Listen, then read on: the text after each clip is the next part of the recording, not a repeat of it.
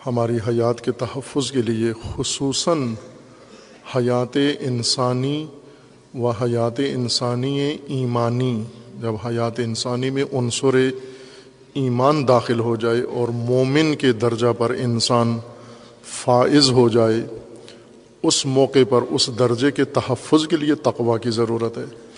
چونکہ حیات انسانی اس طرح سے جمادات کی طرح نہیں ہے کہ ایک درجہ پا کے وہیں پر متعین ہو جائے اور وہیں پہ فکس ہو جائے، نہ اوپر جائے نہ نیچے جائے، بلکہ حیات انسانی ہمیشہ یہ ایک حالت ناپائیداری میں ہے۔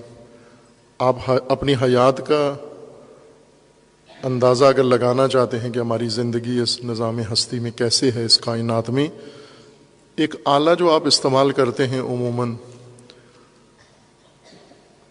یہ دیوار بنانے کے لیے، لیول نکالنے کے لیے،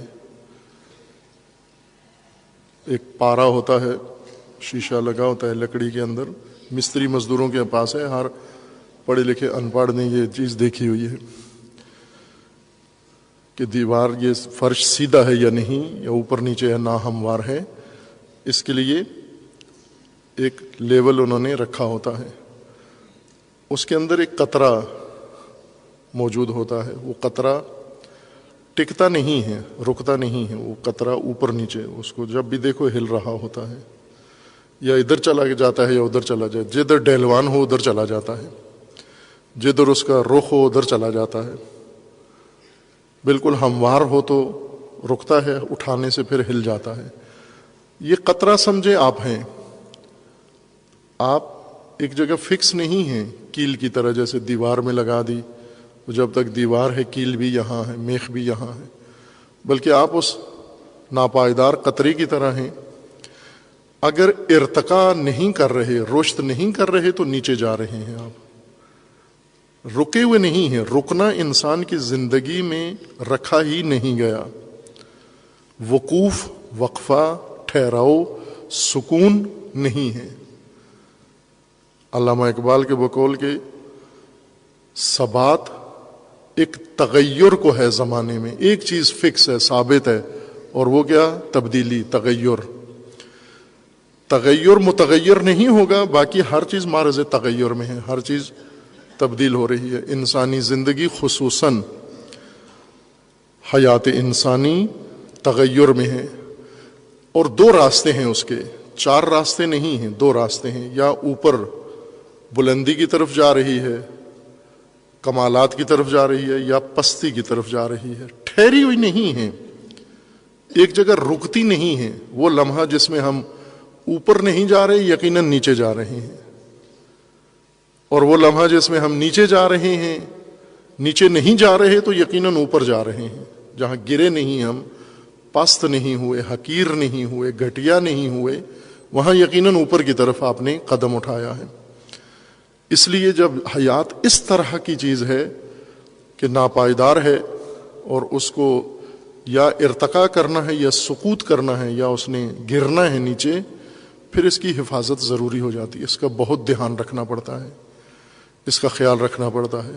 اس کو اپنے حال پہ چھوڑیں گے تو صرف گراوٹ ہے، باقی عوامل بھی پستی کے اس کے شامل ہو جائیں گے۔ جیسے ہوائے نفس ہے، ہوائے نفس، ہوا، ہوس کہتے ہی پستی کو ہیں، جو پست ہو اسی کو ہوا کہتے ہیں۔ خواہش یعنی پستی، یہ ہمارے اندر موجود ہے، اور ایسے موجود ہے کہ انسان کو تعجب ہوتا ہے کہ اس چھوٹے سے جثے کے اندر نہ ختم ہونے والی خواہش موجود ہے، نہ ختم ہونے والی ہوس موجود ہوتی ہے، اور ظرف چھوٹا ہو، مظروف بڑا ہو، اس کے اندر یہ تباہی کا عامل ہے، گر جاتا ہے انسان، پست ہو جاتا ہے۔ اوپر سے شیطان، خناس اور گمراہان، مضلین، یہ سب لشکر جرار جس نے ہماری زندگی کو گھیرا ہوا ہے، ایسے میں انسان کو اس کی حفاظت کی زیادہ ضرورت ہوتی ہے۔ حفاظت کے لیے اللہ نے تقوی مقرر فرمایا ہے، اور تقوی کی تدبیر کے نفاذ کے لیے اللہ تعالیٰ نے اہتمام فرمایا ہے، جن میں سے ایک نماز جمعہ ہے۔ نماز جمعہ اجتماعی عبادت، باہمی عبادت، امت کی اجتماعی شکل میں یہ عبادت قائم ہو اور اس کا محور تقویٰ ہو۔ پہلے جمعہ اپنی روح کے ساتھ قائم ہو، جمعہ کی معرفت انسان کی مکمل ہو جائے، مومن کی بالخصوص، کہ جو نماز جمعہ کیا ہے، کیا اہمیت ہے اس کی، کیا فضیلت ہے اس کی، اور ہماری زندگی میں اس کا کردار کیا ہے نماز جمعہ کا۔ آیا فقط ایک رسم ہے، یہ ایک ثواب کے لیے محض ایک عبادت ہے، یا نہ اس سے بڑھ کر ہے بہت؟ رسم تو بالکل نہیں ہے، ثواب کا منبع اور ذریعہ ہے، لیکن ثواب ہماری زندگی کا مقصد نہیں ہے۔